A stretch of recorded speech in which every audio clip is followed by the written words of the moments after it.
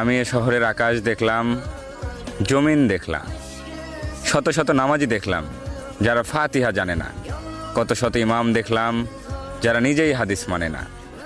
আমি এমন খাঁটি মুসলিমও দেখেছি যারা যৌতুকের টাকায় বিলাসিতা খুঁজে নেয়।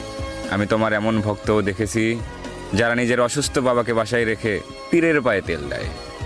এ শহরের কত কিছুর সাক্ষী আমি কি মাফ পাবো?